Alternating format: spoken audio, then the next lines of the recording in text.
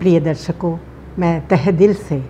आज सब स्कूल के पाठ के अध्ययन में एक बार फिर से आपका स्वागत करना चाहती हूँ कि हम एक बार फिर से परमेश्वर के जो हमें एक मौका दिया है, सुंदर अवसर दिया है, उसका भी धन्यवाद देना चाहते हैं कि हम सब फिर एक बार सब स्कूल के पाठ के अध्ययन में जुड़ सकते हैं। मैं तहे दिल से शुक्रगुजार हूँ जो हमारे मेहमान हैं, पास्टर फ्रैंकलिन फ्रांसिस और पास्टर आर भारती, कि आप लोग भी हमारे बीच में हो सकते हैं हम सबको सिखाने के लिए। अजीज़ों, आज हम 2022 के त्रिमास में हैं। ये दूसरा त्रिमास है जिसका शीर्षक है उत्पत्ति, यानी कि हम उत्पत्ति की किताब का जो है अध्ययन कर रहे हैं और आज हम पाठ 5 का अध्ययन करने जा रहे हैं। इसलिए कि इससे पहले कि हम अपने अध्ययन में आगे बढ़ें, मैं निवेदन करूंगी पास्टर फ्रैंकलिन से कि वो प्रार्थना में हमारी अगुवाई करें। आइए प्रार्थना करें। स्वर्गीय पिता परमेश्वर, हम आपका धन्यवाद देते हैं आज के सुंदर समय के लिए और आज के सब स्कूल पाठ के अध्ययन के लिए कि आपने हमें फिर एक मौका दिया है कि हम आज परिवार के रूप में सब स्कूल पाठ का अध्ययन कर सकते हैं। प्रभु, आज के सब स्कूल पाठ को साझा करने के लिए आपने पास्टर भारती को, मिसेस भारती को और मुझे चुना है। जो कुछ भी प्रभु हम चाहते कि आज हम बोलें, हमारा हर एक शब्द जिसका हम चयन करते हैं वो सब कुछ आपके पवित्र शास्त्र की ओर से हो। हम ना बोलें प्रभु, पर हमारे द्वारा आपकी पवित्र आत्मा बोले। और आज का सब स्कूल पाठ हमारे लिए, हमारे तमाम दर्शकों के लिए प्रभु एक बहुत बड़ी आशीष का कारण बने। हम सब के सब अपने आप को आपके हाथ में सौंपते हैं। आज के सब स्कूल पाठ को समझने में प्रभु हमारी मदद करें। प्रभु यीशु मसीह के नाम से मांगते हैं, आमीन। आमीन। प्रिय दर्शकों, हम उत्पत्ति की किताब का अध्ययन कर रहे हैं इस त्रिमास में। आज हम पाठ 5 का अध्ययन करेंगे जिसका शीर्षक है सारे राज्य और बाबेल। आज का याद वचन भी हम पढ़ लेते हैं जो कि उत्पत्ति की 11 अध्याय की 9वीं आयत है। उत्पत्ति 11 उसकी 9वीं आयत में इस तरह से लिखा है, इस कारण उस नगर का नाम बेबीलोन पड़ा, क्योंकि सारी पृथ्वी की भाषा में जो गड़बड़ी है वह यहोवा ने डाली, और वहीं से यहोवा ने मनुष्यों को सारी पृथ्वी के ऊपर फैला दिया। प्रभु के इस वचन के पढ़े और सुने जाने पर हम सबको आशीष मिले। अजीज़ों, हम जो हैं 5 पाठ का अध्ययन आज करने जा रहे हैं। जैसा कि आप जानते हैं, उत्पत्ति में हमने पिछले अध्ययनों में पढ़ा किस तरीके से जो है बाढ़ आई, क्योंकि जब लोगों ने उनकी परमेश्वर की बातों को ना सुना और वो अपनी ही चाल चले तो खुदा ने उनको नष्ट किया एक बाढ़ के द्वारा। परंतु नूह का परिवार जो था वो विश्वासी था, धर्मी था और परमेश्वर के वचनों के अनुसार चला। उससे आगे आज हम बढ़ते हैं इस बाइबल की कहानी में, जो कि हमें ये सिखाना चाहती है, बताना चाहती है कि जो है परमेश्वर की क्या योजनाएं हमारे लिए हैं।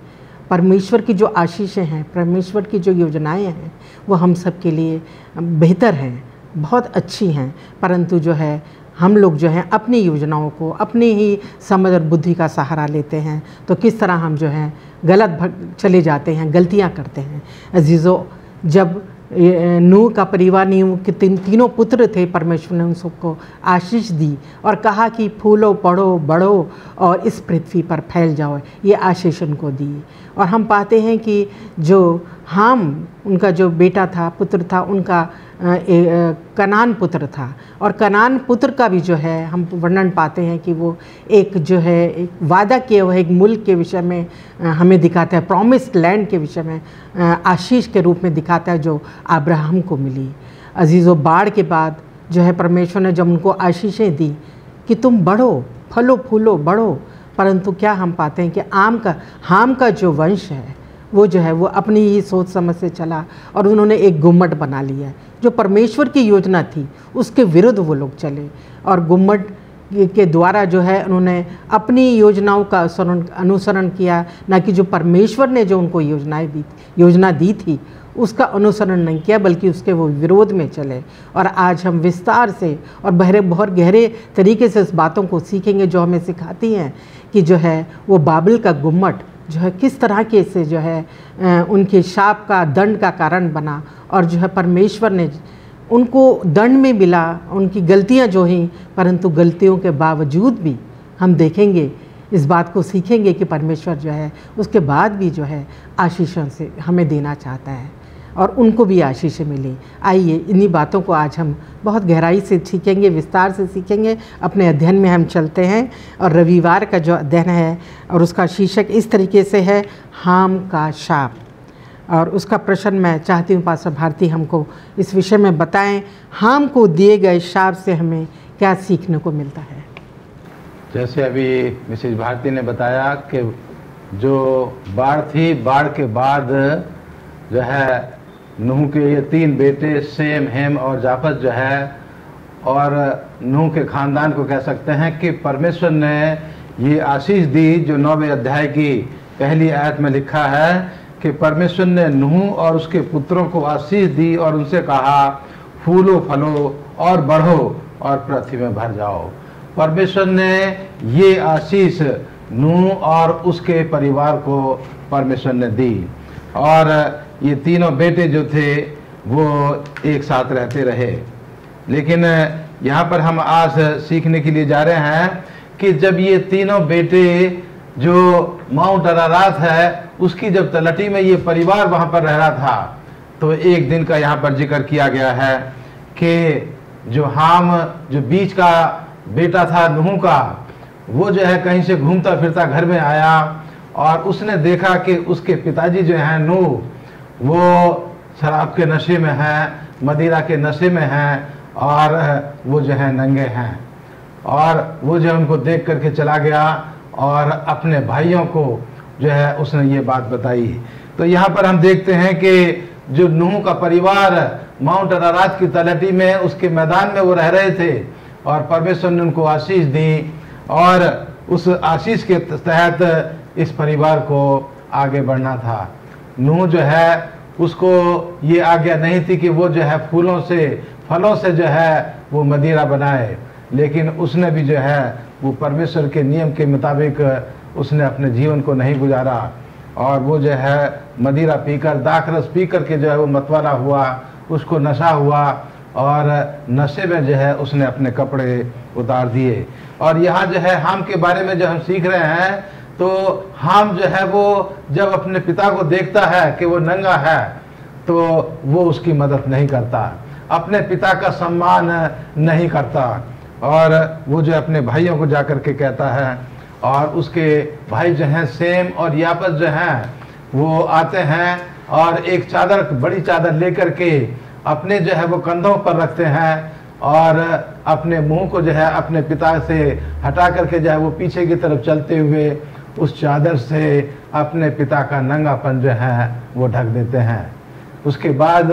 जब नूह को होश आता है तो उसको पता चलता है कि मेरे बेटे हेम ने मेरे साथ क्या किया है, और इसीलिए यहाँ 9वें अध्याय की 25 आयत में जो है नूह अपने बेटे से जो है वो श्राप देता है, और 25 में लिखा, इसलिए उसने कहा, कनान शापित हो, वह अपने भाई बंधुओं के दासों का दास हो। नूह जो है अपने बेटे हाम के खानदान को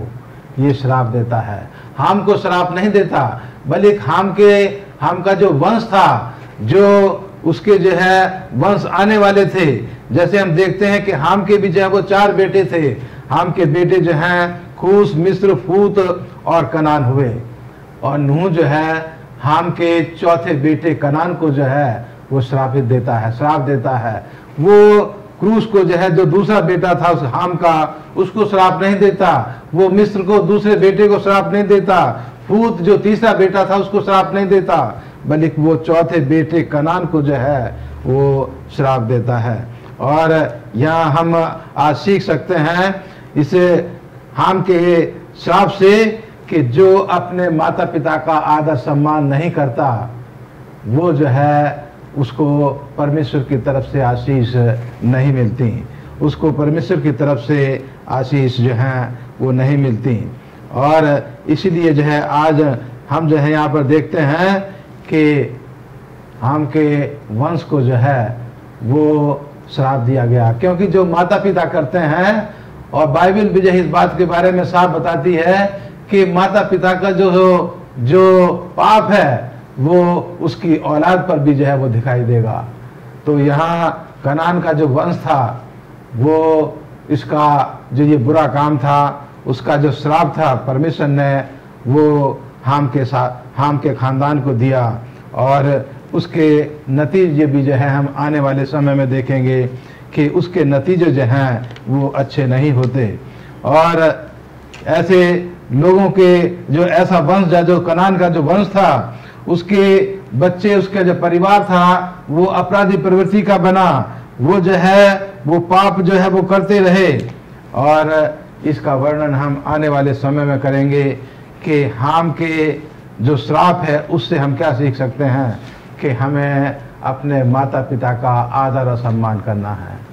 हमें अपने माता पिता का आदर और सम्मान करना है, और अपने पूर्वजों से, अपने माता पिता से हम सीख सकते हैं कि जो गलतियां हमारे माता पिता ने की हैं, उन गलतियों से भी हमें सीखना है कि हम अपने माता पिता की गलतियों को ना दोहराएं। तो परमेश्वर हमें आशीष देगा, और परमेश्वर की मदद से हमारा जीवन जो है वो आशीष में होगा। लेकिन परमेश्वर ने जो नूह ने यहाँ पर जो श्राप दिया कनान को, हाम के वंश को, उसका असर जो है वो हम बाइबल में आने वाले समय में सीखेंगे कि किस तरह से ये परिवार जो है वो आगे बढ़ा और परमेश्वर से दूर होता चला गया। तो आइए हम हाम के जीवन को सामने रखते हुए हम अपने आप को उस श्राप से बचाने की कोशिश करें जो नूह ने अपने बेटे हाम के ख़ानदान को दिया था। हम अपने माता पिता का आदर और सम्मान करें और परमेश्वर के रास्ते पर उसकी शिक्षा के अनुसार अपने जीवन को इस दुनिया में व्यतीत करें। शुक्रगुजार हूँ पास्टर भारती, आपने हमें इतने अच्छे से सिखाया है, समझाया है। आइए हम सोमवार के अध्ययन में चलते हैं जिसका शीर्षक है पारिवारिक ऐतिहासिक वंशावली। और पास्टर फ्रैंकलिन से मैं चाहती हूँ वो इस बात पर रोशनी डालें, पारिवारिक इतिहास के द्वारा बाइबल हमें क्या समझाने में मदद करती है, ऐसा बताएंगे।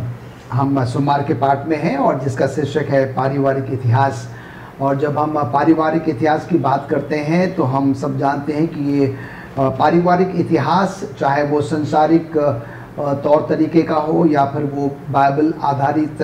पारिवारिक इतिहास हो, ये दोनों भी जो है हम लोगों के लिए बहुत ही महत्वपूर्ण है। पर आज कुछ समय के लिए जो है हम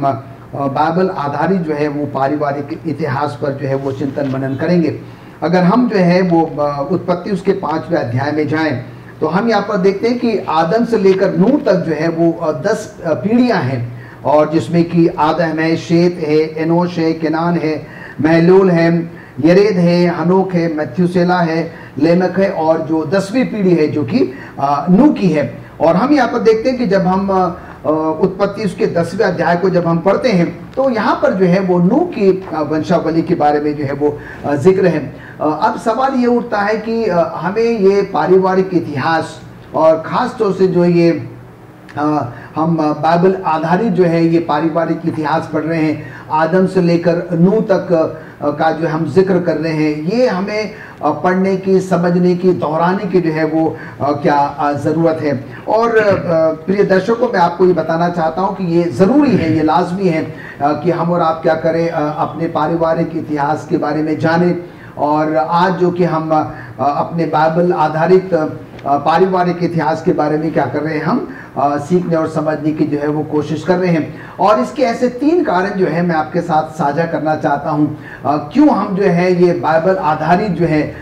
ये पारिवारिक बातें जो है हम कर रहे हैं, उनके बारे में हम क्यों सीख रहे हैं और उससे हमें क्या लाभ होगा, हमारे लिए वो क्या मदद करेगा। सबसे पहली बात तो हम यहाँ पर देखते हैं कि पारिवारिक इतिहास जब हम पढ़ते हैं, जब हम जानते हैं, तो हमें अपने उन लोगों के बारे में, उन वंशज के बारे में, पीढ़ियों के बारे में पता लगता है। हम जानते हैं कि वे लोग कौन थे, नंबर 1। नंबर 2, हम जब इनको पढ़ते हैं तो हमें ये पता लगता है कि ये लोग जब उस जमाने में, उस समय रह रहे थे, वे लोग सच्चे लोग थे, वास्तविक लोग थे, जिन्होंने कि उन सब घटनाओं को क्या किया, अपनी आंखों से देखा है, उसको जो है वो अनुभव किया है। क्योंकि हम उस जमाने में नहीं थे, हम उस समय में नहीं थे, पर हम बड़े विश्वास के साथ जब इन बातों को पढ़ते हैं, पारिवारिक इतिहास को पढ़ते हैं, जानते हैं, तो हम जो है उस बात को क्या कर सकते हैं, मान सकते हैं। दूसरी बात हम यहाँ पर देखते हैं कि उस पारिवारिक इतिहास के साथ आज के वर्तमान युग में हमारा उनका जो है वो क्या संबंध है।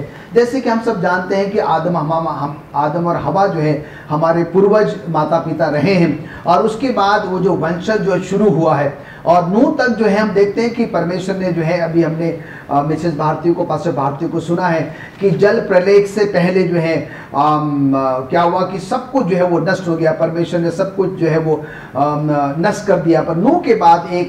फिर से एक नई पृथ्वी जो है, एक नई वंश का जो आरंभ होता है, और उसके बाद हम यहाँ पर देखते हैं तो हम उनके और अपने संबंध के बारे में भी क्या कर सकते हैं, जान सकते हैं कि हमारा उनके साथ जो है वो संबंध क्या था। और तीसरी बात जो है, हम बहुत ही अहम बात है कि हमारे बाप दादों ने, हमारे उन पारिवारिक लोगों ने जो है, जो कि बाइबल के इतिहास के समय रह रहे थे, उन लोगों ने कौन कौन सी ऐसे अच्छे काम किए, उनसे हम बहुत कुछ सीख सकते हैं। कौन सी गलतियां करी हैं, उनसे भी हम क्या कर सकते हैं,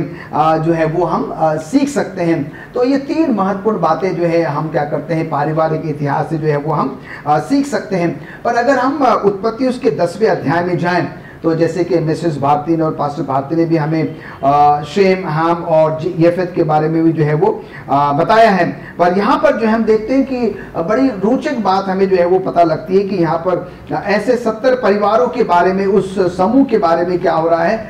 जिक्र हो रहा है, जिसके बारे में हम उत्पत्ति 10 में जो है वो पढ़ते हैं। बाइबल हमें फिर 70 की जो संख्या है, बड़ी महत्वपूर्ण संख्या है। बाइबल में कुछ ऐसी संख्याएं हैं, 3 की संख्या है, 40 की संख्या है, 7 की संख्या है और 70 की जो है वो संख्या है, जो कि हम सबों के लिए जो है वो बहुत ही महत्वपूर्ण है।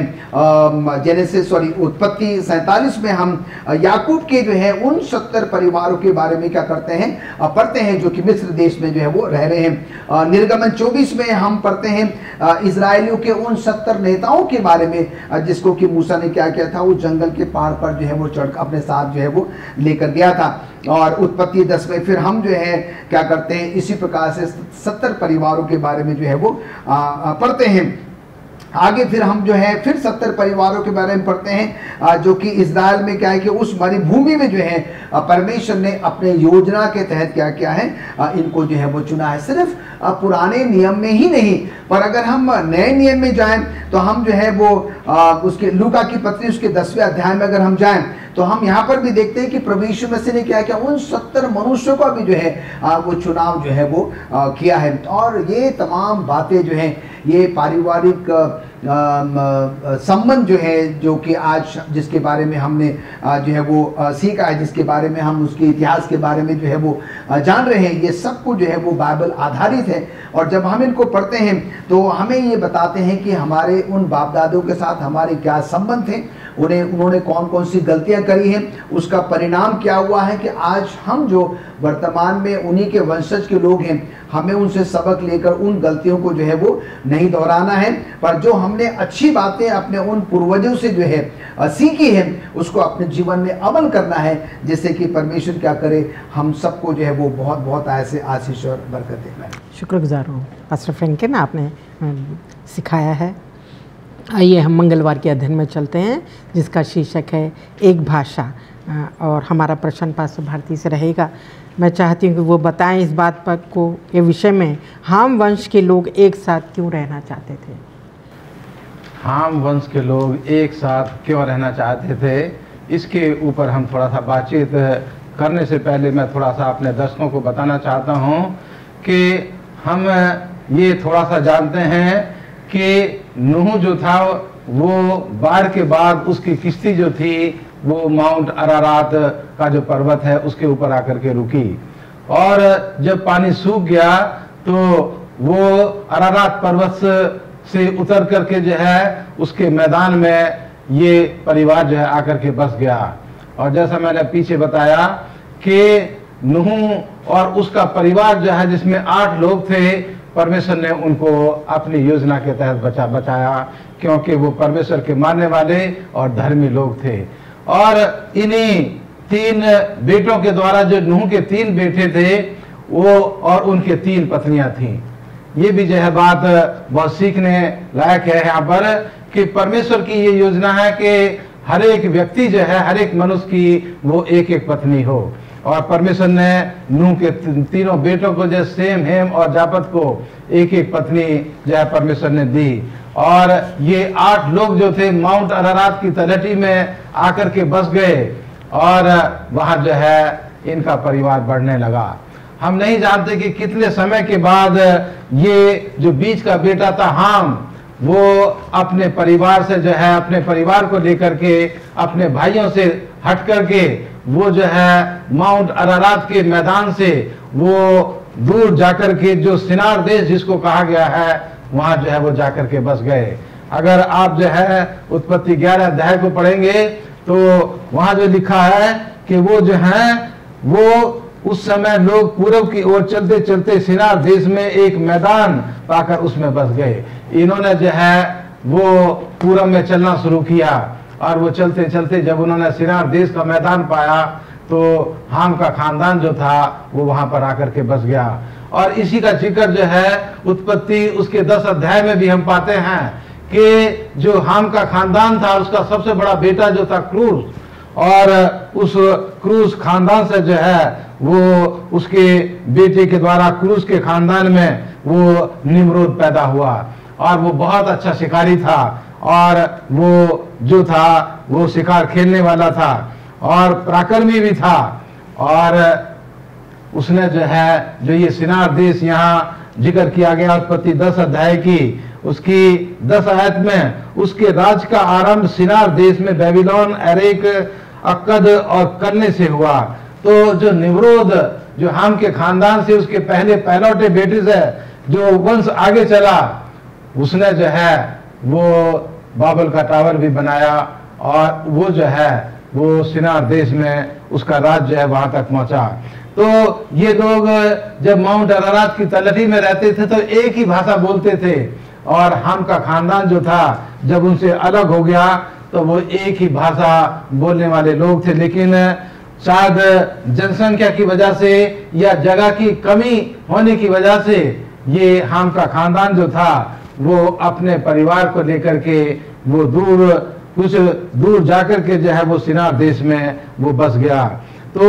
यहाँ जो है हम आज सीख रहे हैं कि हम इस कहानी से जो है वो हम क्या सीख सकते हैं। हम जो है वो इस जो कनान का खानदान है, जो हाम का खानदान है, हम उसके खानदान से जो है वो क्या सीख सकते हैं। तो यहाँ पर जो है मैं आपको बताना चाहता हूँ कि इस खानदान में जो है जो परमेश्वर की योजना थी कि तुम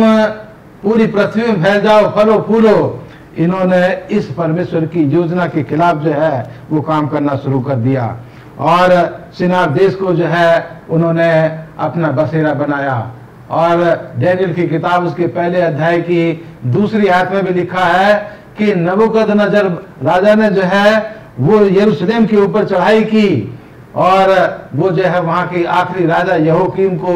और परमेश्वर के भवन के बर्तनों को लेकर के उसने अपने देवता के भवन में जो है सिनार देश में उनको ले जा करके अपने देवता के घर में जो है भवन में उन बर्तनों को रख दिया। तो ये सिनार देश के बारे में अगर आप पढ़ते हैं तो ये बाइबल यहाँ पर मुझे और आपको बताती है कि सिनार देश जो है वो बाबुल है, बेबीलोन है। और बाबुल का यहाँ पर जो अगर आप मतलब देखेंगे तो उसको लिखा है कि परमेश्वर के घर का दरवाजा। और यहाँ जो है हमने देखा है कि आगे भी हम देखेंगे कि इस बेबीलोन में, इस बाबिल में, इस सिनार देश में इन लोगों ने जो है इस गुम्बद को बनाने का जो प्लान जो था वो इन्होंने बनाया और इन्होंने कहा कि आओ हम, जो परमेश्वर ने कहा था कि आओ हम बनाएं, यही चीज हाम के खानदान ने जो है यहाँ पर दोहराई कि आओ हम अपने नाम की खातिर जो है वो हम इस गुम्बद को बनाएं। परमेश्वर जो है वो नहीं चाहता कि लोग जो हैं वो अपने नाम की प्रसिद्धि करने के लिए कोई काम करें, क्योंकि परमेश्वर महान है और वही जो है उसी का नाम मुबारक हो। इसलिए यहाँ जो है परमेश्वर कहता है कि हम जहाँ पर भी रहें, हम जिस जगह पर भी रहें, हम परमेश्वर की योजना को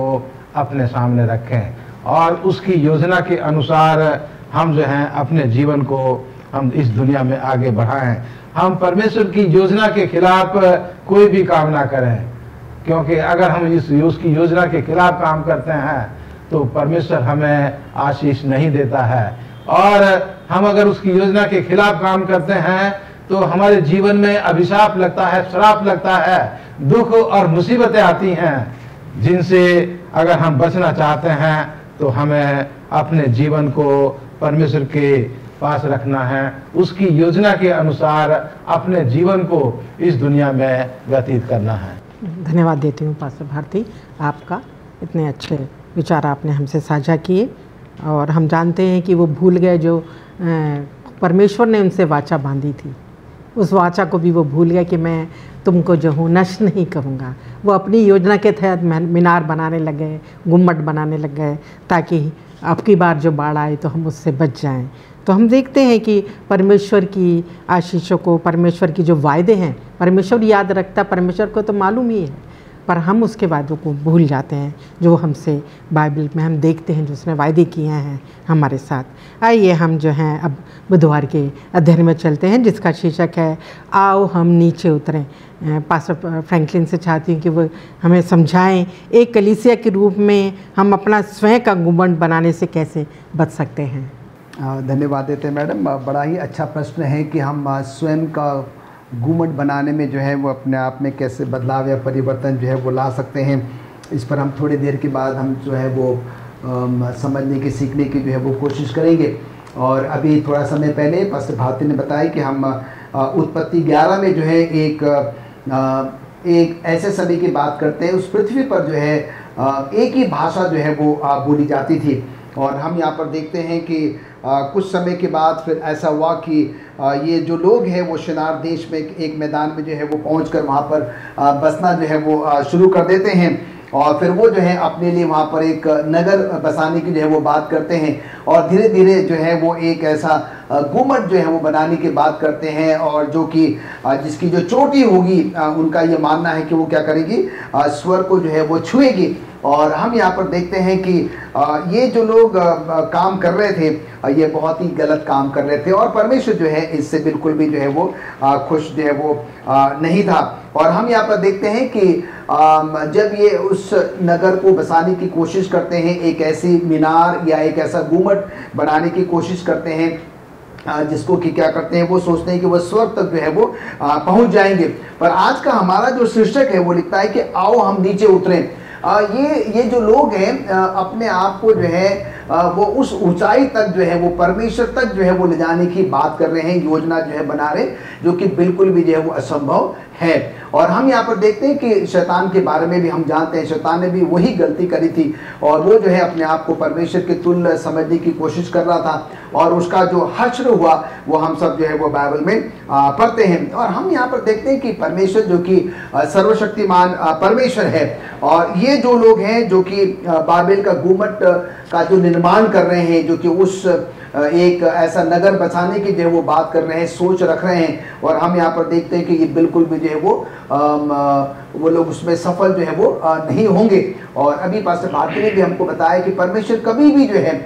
इस बात को पसंद नहीं करेगा कि कोई जो है क्या करे, ऐसा काम करे जो कि वो उसके तुल्य होने की जो है वो कोशिश करे। और मनुष्य जो है जो कि परमेश्वर की सृष्टि है, परमेश्वर ने मनुष्य को अपने स्वरूप में, अपनी समानता में बनाया है, तो एक मनुष्य जो कि परमेश्वर के द्वारा निर्मित है, उसकी सृष्टि हुई रचना है, तो वो परमेश्वर के तुल्य, परमेश्वर के समान जो है वो कैसे बन सकता है, ये बिल्कुल भी जो है वो नहीं बन सकता, कदापि ऐसा नहीं हो सकता है। और इसीलिए जो है हम यहाँ पर देखते हैं कि उनकी भाषा में जो है वो गड़बड़ी पैदा की गई, और जिससे क्या हो कि भाई ये लोग जो है जब वो उस मीनार का निर्माण कर रहे थे, उस बाबेल का जो है वो गुम्बद का निर्माण कर रहे थे, तो क्या हुआ कि वो उनकी भाषा में जब गड़बड़ी हो गई तो वो सामान जो है लाने ले जाने में जो है वो, मान लीजिएगा अगर वो ईंट मांग रहा है तो यहाँ नीचे वालों को समझ समझ में नहीं आता है कि वो ईंट मांग रहा है और यहाँ से ये रेती देते हैं। तो कहने का मतलब यहाँ पर ये है कि उनकी भाषा में गड़बड़ी पैदा कर दी गई और फिर जो है वो उसको जो है वो निर्माण नहीं कर सके।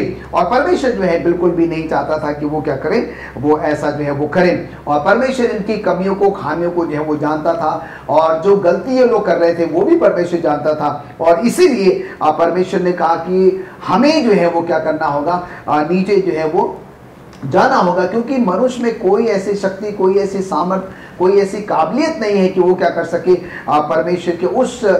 सिंहासन तक जो है वो अपने बल, अपने शक्ति, अपनी सामर्थ्य पे जो है वो पहुंच सके। और इसलिए परमेश्वर ने कहा कि हमें क्या करना होगा, वो नीचे जो है वो जाना होगा। अगर हम यहाँ पर भजन संहिता उसके 139वें अध्याय के 7 से 12 तक पढ़े तो बहुत ही अच्छी बात यहाँ पर लिखता है। भजन संहिता 139वां अध्याय 7 से लेकर 12 तक लिखता है, और मैं तेरे आत्मा से भागकर किधर जाऊं या तेरे सामने से किधर भागूं। यदि मैं आकाश पर चढ़ूं तो तू वहां है, यदि मैं अपना बिछौना अधोलोक में बिछाऊं तो तू वहां भी तू है। यदि मैं भोर की किरणों पर चढ़कर समुद्र के पास जा बसूं तो वहां भी तू अपने हाथ से मेरी अगुवाई करेगा और अपने दाहिने हाथ से मुझे पकड़ा रहेगा। यदि मैं कहूं कि अंधकार में तो मैं छिप जाऊंगा और मेरे चारों ओर का उजाला रात का अंधेरा हो जाएगा, तो भी अंधकार तुझसे न छिपाएगा। रात तो दिन से तुल्य प्रकाश देगी, क्योंकि तेरे लिए अंधियारा और उजाला दोनों एक समान है। कहने का तात्पर्य यहाँ पर ये राजा दाऊद जो है, परमेश्वर राजा दाऊद के द्वारा हमें ये समझाने की जो है वो कोशिश कर रहा है। जब हम उत्पत्ति 11 अध्याय 5 से 7 को और भजन संहिता 139 5 से 7 को जब हम पढ़ते हैं तो 39 7 से 12 को जब हम पढ़ते हैं, तो जब हम इसकी तुलना करते हैं तो यहाँ पर हम ये बात को समझ सकते हैं कि हम जो है परमेश्वर के अपने आप को तुलना नहीं कर सकते, परमेश्वर के बराबर नहीं हो सकते, हम परमेश्वर से छिपकर जो है वो नहीं जा सकते हैं। और हम यहाँ पर देखते हैं कि प्रभु यीशु मसीह जो है, जो कि हम सबों के लिए नीचे आया, उसने अपने एकलौते बेटे यीशु मसीह को जो है हम सबों को लिए क्या कर दिया, कुर्बान कर दिया। और ये उसके उस प्रेम पूर्ण दया को, उसके अनुग्रह को, उसके अपनेपन को जो है वो दर्शाता है। और हम यहाँ पर देखते हैं कि उसकी उस अपरंपार दया से ही जो है हमारा प्रभु परमेश्वर के साथ उस स्वर्गीय घर में जो है वो पहुंच सकते हैं। और हम यहाँ पर देखते हैं कि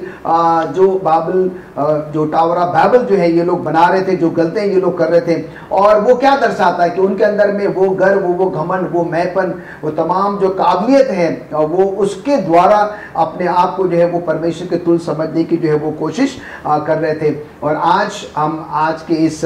बुधवार के पाठ से ये सबक ले सकते हैं, जो गलतियां जो है उस समय में उन लोगों ने करी, वे लोग अपनी आप पर भरोसा करते हुए, अपनी काबिलियत पर भरोसा करते हुए जो है परमेश्वर के तुल्य होने की कोशिश कर रहे थे, जो कि बिल्कुल भी असंभव था। आज हम और आप भी क्या करते हैं, कुछ हमारे अंदर में जो कमियां हैं, जो मैपन है, जो गर्व है, घमंड है, हमारी अपनी जो विशेषताएं हैं, उसके द्वारा जो है हम कई बार ये भी कह लेते हैं कि जो है वो परमेश्वर जो है वो नहीं है, और सब कुछ जो है वो क्या है, अपने आप ही जो है वो घट रहा है। और हम यहाँ पर देखते हैं कि कई ऐसी और खामियां हमारे अंदर में पाई जाती है, जो कि परमेश्वर को क्या करती है,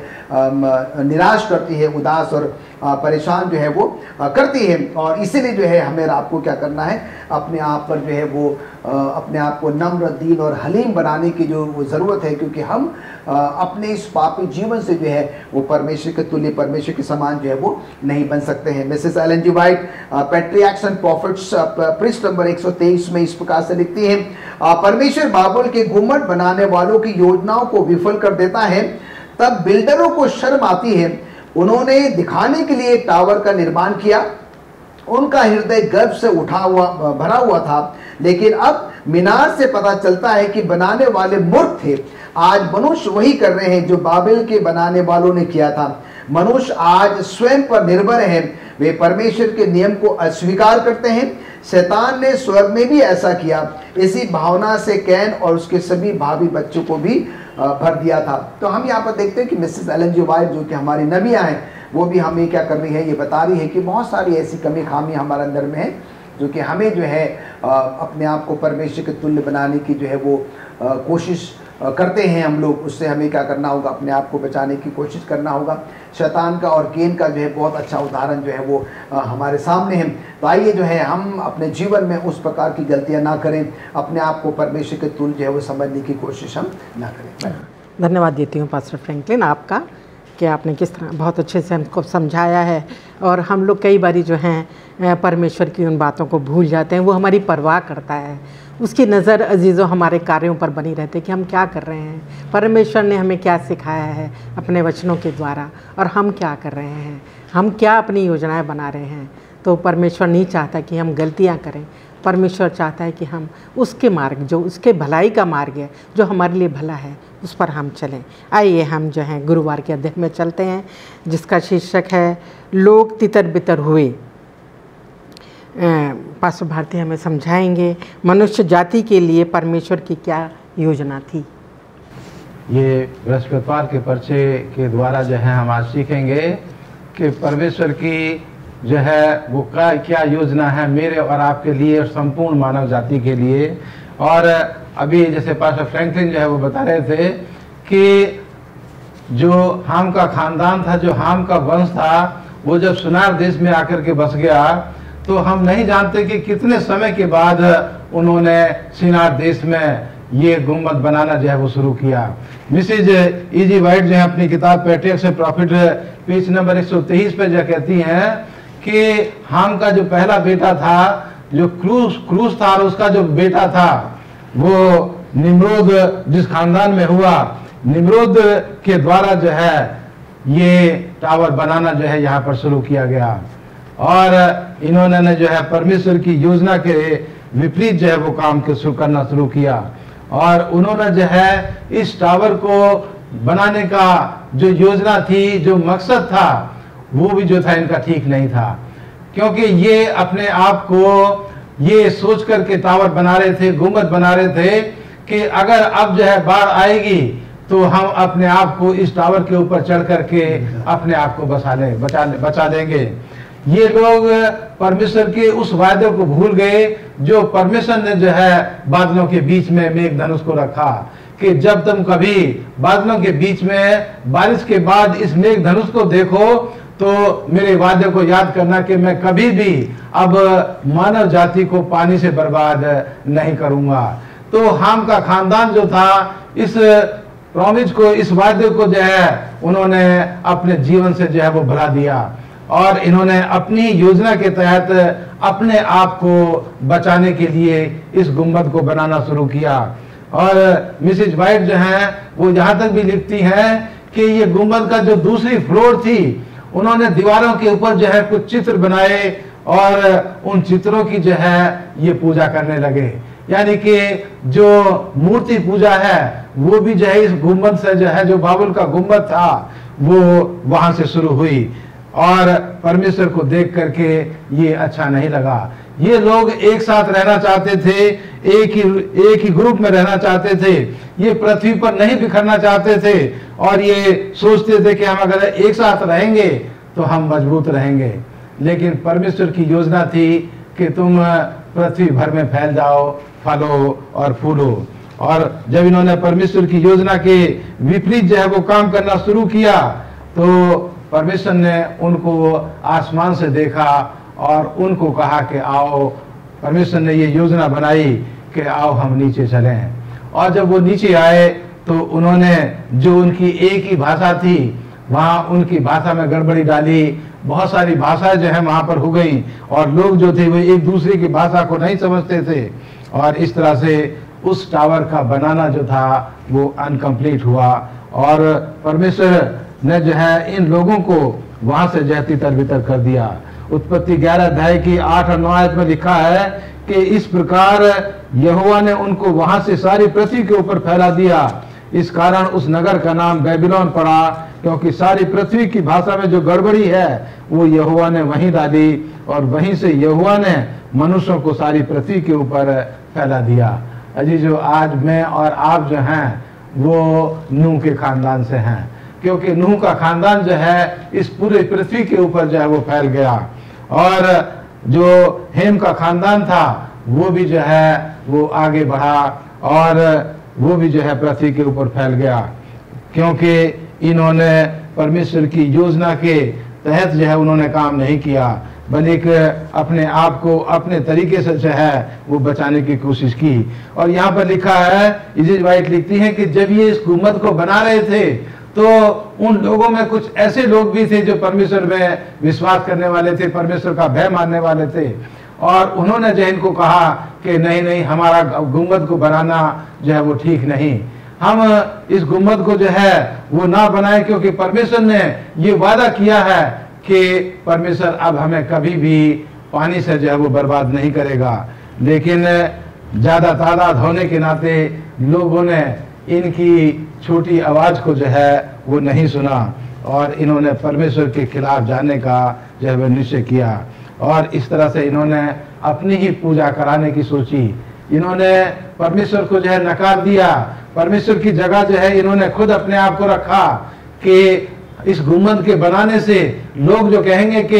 ये खानदान के लोग जो हैं वो बहुत महान लोग हैं और वो हमारी प्रशंसा करेंगे, हमारी पूजा करेंगे। अजीजों, हमें ऐसा कोई भी काम अपने जीवन के द्वारा नहीं करना है, क्योंकि परमेश्वर महान है, वो सर्वशक्तिशाली है, वो सर्वव्यापी है, और हम जो है केवल उसी में हम आगे बढ़ें और उसी की योजना को हम अपने जीवन के सामने रखते हुए हम जिंदगी के सफर पर जो है वो आगे बढ़ें। आज दुनिया के बीच में आज भी बहुत थोड़े से लोग हैं जो परमेश्वर की इस मानव जाति की जो योजना है उस योजना को आज वो थोड़े से लोग जो हैं वो इंसानों के बीच में, लोगों के बीच में जो है वो लेकर के जाते हैं। लेकिन कितने लोग हैं जो आज परमेश्वर की इस महान उद्धार की योजना को स्वीकार करते हैं। जिस तरह से कनान के मुल्क ने, जो हाम का खानदान था, उन्होंने जो है परमेश्वर की योजना को दरकिनार कर दिया और अपनी ही योजना को वो लोग आगे बढ़े। आज भी कुछ लोग, बहुत लोग आज भी इस दुनिया में हो सकते हैं कि जो उसकी योजना को तिरस्कार करेंगे, उसको नहीं मानेंगे और अपनी ही सोच विचार से, अपनी ही योजना से वो आगे बढ़ने की कोशिश करेंगे। खुदावंद जो है वो ऐसे लोगों को आशीष नहीं देता है। परमेश्वर जो ये हाम का खानदान था, जब उन्होंने अपनी योजना के मुताबिक जो है वो काम करना शुरू किया तो परमेश्वर ने उनकी योजना को कामयाब नहीं होने दिया और उनको जो है वहां से तितर बितर कर दिया। वो जो है एक साथ रहना चाहते थे, मिल करके रहना चाहते थे, पृथ्वी पर नहीं बिखरना चाहते थे, लेकिन परमेश्वर ने इन लोगों को पूरी पृथ्वी के ऊपर तितर बितर कर दिया। अपनी योजना को परमेश्वर ने इन लोगों के द्वारा पूरा किया। दुनिया के अंत में भी परमेश्वर जो है अपनी योजना को कुछ थोड़े से लोगों के द्वारा जो है वो अपनी योजना को लोगों के सामने रखेगा और जो उसकी योजना है उसको वो हमेशा जो है उसको पूरा करता है और आने वाले समय में भी वो अपने वादों को जो उसने मानव जाति के साथ किए हैं उन वादों को वो पूरा करेगा। शुक्रगुजार हूँ पास्टर भारती आपका।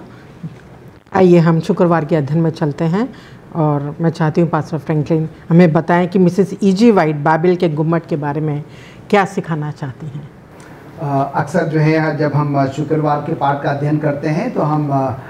इसमें कुछ अतिरिक्त अध्ययन करते हैं, कुछ ऐसी आयतों को लेते हैं, कुछ ऐसी बातों को लेते हैं और विशेष करके हम मिसेस एलन जी वाइट जो कि हमारी नबिया हैं, हम उनके विचारों को जो है हम आपके साथ जो है वो साझा करते हैं। और आज का सब स्कूल पाठ जो है सचमुच में बहुत ही अच्छा रहा है और हम देखेंगे कि इसमें आज मिसेस एलन जी वाइट जो कि हमारी नबिया हैं वो उसमें और क्या जो है वो जोड़ना चाहती हैं। यहाँ पर अगर हम पढ़ेंगे पैट्रियार्क्स एंड प्रॉफिट्स और उसमें पृष्ठ नंबर 117 से लेकर 124 तक जो है एक ऐसा शीर्षक है जिसका नाम है द टावर ऑफ बैबल और उसके अंतर्गत जो है वो कहती हैं कि लोग एक शहर बनाने का फैसला करते हैं और वो एक ऐसा गुम्बद या टावर भी बनाने का फैसला करते हैं जो कि बहुत ही ऊंचा हो और ये योजनाएं लोगों को छोटे समुदाय में पृथ्वी पर बिखरने से बचाने के लिए वो बनाते हैं। परमेश्वर मनुष्य को पृथ्वी पर विभिन्न स्थानों पर जाने की आज्ञा देता है परमेश्वर उन्हें ये भी कहता है कि वे पृथ्वी की अपनी संतान से भर दे और भूमि पर अधिकार कर ले। लेकिन बाबेल के निर्माता अपने समुदाय को एक क्षेत्र में रखना चाहते हैं। वे एक ऐसा राज भी शुरू करना चाहते हैं जो पूरी पृथ्वी पर भर देगा। उनका शहर एक विश्वव्यापी राज की राजधानी होगा। अभी थोड़ा समय पास भारती ने भी हमको ये बताया है कि ये लोग जो है अपने ही समूह में, अपने ही झुंड में जो है वो रहना चाहते थे और पूरे विश्व में जो है, पूरी दुनिया में जो है वो चाहते थे कि सिर्फ वो ही अपने उस सीमित दायरे में जो है वो रह सकें। पर आपको याद होगा कि परमेश्वर ने जब इस पृथ्वी को बनाया और सृष्टि के आरंभ में ही जो है परमेश्वर ने कहा था कि तुम फूलो फूलो और पूरे पृथ्वी पर जो है वो भर जाओ। तो यहाँ पर हम देखते हैं कि ये लोग जो है जब टावर ऑफ बाबेल बना रहे हैं और मिसेस एलन जी वाइट कहती हैं कि परमेश्वर इनसे बिल्कुल भी खुश नहीं था, क्योंकि ये परमेश्वर के वायदे के खिलाफ था। परमेश्वर ने उनसे ये भी कहा था कि अब मैं जो है इस पृथ्वी को जल प्रलय से, बाढ़ से, पानी से जो है वो क्या करूँगा, नष्ट जो है वो नहीं करूँगा। पर इन्होंने क्या किया, परमेश्वर पर विश्वास या भरोसा जो है वो नहीं किया और अपने लिए जो है वो मीनार, वो टावर ऑफ बाबेल जो है वो बनाने की शुरुआत कर देते हैं, ये सोचकर जो है कि अब कभी अगर कुछ इस प्रकार की घटनाएं घटती हैं, चाहे वो बाढ़ आती हो, आंधी आती, कुछ भी ऐसी प्राकृतिक आपदाएं आती हैं और जहाँ से वो अपने आप को अगर बचाना चाहते हैं तो वो क्या करेंगे, इस गुम्मट पे जो है, इस टावर ऑफ बाबेल पे जो है वो चढ़कर अपने आप को जो है वो बचा लेंगे। और हम यहाँ पर देखते हैं कि कई लोगों का ये भी मानना था कि ये जो बाढ़ आई है ये परमेश्वर ने क्या किया है, ये परमेश्वर के द्वारा जो है वो नहीं आई है। यहाँ लिखता है कि इन लोगों का कहना है कि प्रकृति में मौजूद ताकतों से बाढ़ का कारण बना और उस समय में जो ताकतें थी वो जो है बाढ़ का जो है वो कारण बना। अन्य लोगों का मानना है कि परमेश्वर ने जल प्रलय से पुरानी पृथ्वी को नष्ट किया। तो हम यहाँ पर देखते हैं कुछ इस प्रकार के लोग हैं जिनका अपना अपना जो मत रहा है उसको मिसेस एलन जी वाइट जो है वो हमारे साथ साझा कर रही हैं, जो कि बिल्कुल भी सही नहीं था और वे अपने हृदय में परमेश्वर के विरुद्ध हो जाते हैं, इसलिए वे गुम्मट बनाने का फैसला जो है वो करते हैं। और हम यहाँ पर देखते हैं कि इन सारी बातों का जो निचोड़ है मिसेस एलन जी वाइट हमको समझाने की कोशिश कर रही है कि हम इन लोगों से क्या करें, सबक लें। जब परमेश्वर हमसे वायदा करता है, प्रतिज्ञा करता है, परमेश्वर अपने वायदे का जो है वो पक्का है। परमेश्वर अपनी प्रतिज्ञाओं को जो है वो पूरा करता है। जब परमेश्वर ने उन लोगों से कहा था कि इसके बाद मैं कभी भी जो है इस पृथ्वी को जल प्रलय नष्ट नहीं करूँगा, तो उनको उन पर विश्वास करना चाहिए था। आज हम भी ऐसे ही करते हैं, कई बार परमेश्वर के उन वायदों को, प्रतिज्ञाओं को नज़रअंदाज कर देते हैं और हम अपने बल, शक्ति, सामर्थ्य, ज्ञान पर, अपने तमाम उन विशेषताओं पर जो है वो घमंड करते हुए जो है वो सब कुछ करने की हम कोशिश करते हैं, जो कि हमको जो है वो नहीं करना चाहिए। और हम यहाँ पर देखते हैं कि जैसे पास्टर भारती ने बताया कि वो से दूसरी मंजिल पर क्या कर रहे थे, उन्होंने कुछ इस प्रकार के चित्र बनाए थे और उसी की उपासना, आराधना करना जो है उन लोगों ने शुरू कर दिया था। और उसी प्रकार से हमारे जीवन में भी कई ऐसी चीज़ें होती हैं जब हम क्या कर देते हैं, उसको परमेश्वर से ज़्यादा महत्व देते हैं, उसको हम इम्पोर्टेंस देते हैं और वो हमारे लिए क्या हो जाती है, मूर्ति जो है वो बन जाती है और हम उसकी उपासना जो है वो करना शुरू कर देते हैं। तो यहाँ पर मिसेस एलन जी वाइट का कहना ये कि आइए हम अपना संपूर्ण विश्वास और भरोसा जो है सिर्फ और सिर्फ प्रभु परमेश्वर पर रखें। अपने आप को जो है वो परमेश्वर के तुल्य बनाने की जो है वो कोशिश ना करें, क्योंकि ये बिल्कुल भी संभव नहीं है। जब हम अपने आप को नम्र, दीन और हलीम बनाएंगे तो परमेश्वर जो है, जिसने की प्रतिज्ञा किया था कि वो हमारे लिए नीचे आएगा, उसने अपने एकलौते बेटे यीशु मसीह को हम सब के लिए अपने आप को उसने कुर्बान कर दिया। हमारे लिए जो है एक उद्धार का मार्ग प्रशस्त हो गया, हमारे लिए उस स्वर्ग में जाने का जो है वो रास्ता जो है वो खुल गया। तो इन सारी बातों से जो है हम बहुत अच्छा सबक और पाठ जो है वो ले सकते हैं। हम कोई भी ऐसा काम न करें जिससे कि परमेश्वर दुखी हो, नाराज़ हो, उदास हो, और हम वही सब काम करें जो कि परमेश्वर को पसंद आए। और जब हम ऐसा करेंगे तो परमेश्वर सचमुच में हमें और आपको क्या करेगा, बहुत बहुत ऐसे आशीष और बरकत देगा। शुक्रगुजार हूँ पास्टर फ्रैंकलिन आपका, आपके अच्छे विचारों के लिए जो साझा किए हमारे दर्शकों के साथ। और दर्शकों, हम लोगों ने आज ये महत्वपूर्ण अध्याय था हमारा जिसका हमने अध्ययन किया, बेबीलोन का जो टावर है उसके विषय में सीख कर हम समझ सकते हैं कि हम लोग भी जब इस दुनिया में जीते हैं तो हम लोग जो है परमेश्वर की बातों को भूल जाते हैं। जो परमेश्वर ने हमारे लिए मार्ग तैयार किया है, जो वायदे उसने दिए, उन सब को हम दरकिनार कर देते हैं और हम क्या करते हैं, अपनी प्रशंसा, हमारी महिमा हो। जबकि हमारी बाइबल, हमारा खुदा का वचन बताता है कि हमें वो करना है जिससे कि प्रभु को आदर मिले।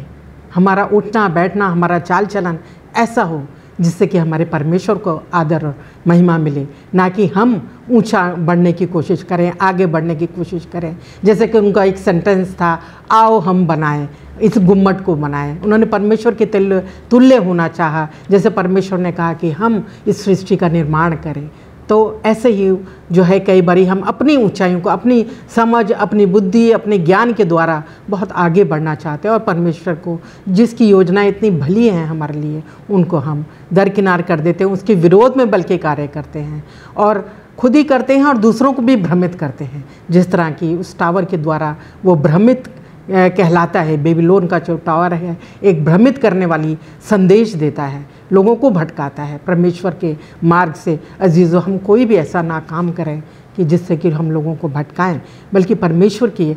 तरफ, परमेश्वर का जो मार्ग है उसकी तरफ ले जाने का हम लोगों को कार्य करें। आइए हम इन बातों के साथ, इन बातों को अपने ध्यान में रखें। वायदों को परमेश्वर ने दिए हैं और उसकी सारी जो योजनाएं हैं वो हमारे लिए भले की हैं। उसका प्रेम, उसकी भलाई और उसकी दया और उसकी करुणा, इन सब बातों के बावजूद भी जो हम लोग करते हैं गलतियाँ, वो हमें सुधारना चाहता है और हमें आशीषें देता है। आइए हम अपने अध्ययन को ख़त्म करते हैं। मैं शुक्रगुजार हूँ पास्टर भारती आपका और पास्टर फ्रैंकलिन आपका भी, और चाहती हूँ कि पास्टर भारती इस अध्ययन को ख़त्म करें। हमें आशा है कि आपको ज़रूर आशीष मिली होगी इस अध्ययन के द्वारा। आइए दुआ करें। परमपिता परमेश्वर, हमारे मुक्तिदाता, हमारे सृष्टिकर्ता परमेश्वर, तेरे पास आते हैं और तेरा धन्यवाद देते हैं प्रभु कि तूने हमें समय दिया कि हम तेरे वचन को परमेश्वर पढ़ सकें, जान सकें, सीख सकें और अपने लोगों के साथ परमेश्वर उसको बांट सकें। खुदावंद, तुझसे दुआ करते हैं कि तू हमें से हर एक के साथ हो, कि हम तेरे वायदों को हमेशा याद रखें, कि परमेश्वर तू अपने वादे के मुताबिक हमें आशीष देता है। अपनी योजना के तहत परमेश्वर तू हमें रखना चाहता है। इसलिए परमेश्वर हमें ऐसी समझ और बुद्धि दे कि तेरी योजना के तहत तेरे वादों को याद करते हुए हम अपने जीवन को इस दुनिया में गुजारें और अपने आप को उन लोगों से जो हमें भ्रमित करते हैं, जो डगमगाना चाहते हैं,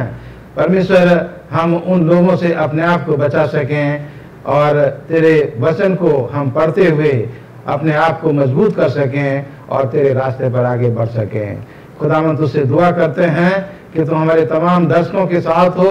उनको आशीष दे, उनके परिवार पर, उनके बाल बच्चों पर, उनकी खेती बाड़ी पर और उनके पशुधन पर परमेश्वर तू कसरत से आशीष दे। बहुतायत के साथ तेरी आशीषें हमें से हर एक को परमेश्वर मिल सके और हम तेरे वादों को याद करते हुए जिंदगी के सफर पर आगे बढ़ते चले जाएं। और परमेश्वर, तू अपने वादे के मुताबिक जब आसमान के बादलों पर अपने तमाम विश्वासी लोगों को लेने के लिए आए, तो हम तमाम खड़े होकर के द्वारा तेरा स्वागत कर सकें और तेरे साथ उन अब्दी मकानों में रह सकें जो तूने हम तमाम के लिए बनाए हैं। परमेश्वर, हम तमाम की अगुवाई कर, हमारे जीवन को अपने हाथ में ले। हमारी प्रार्थना को सुनो, कबूल कर। मसीह यीशु के नाम में मांगते हैं, आमीन।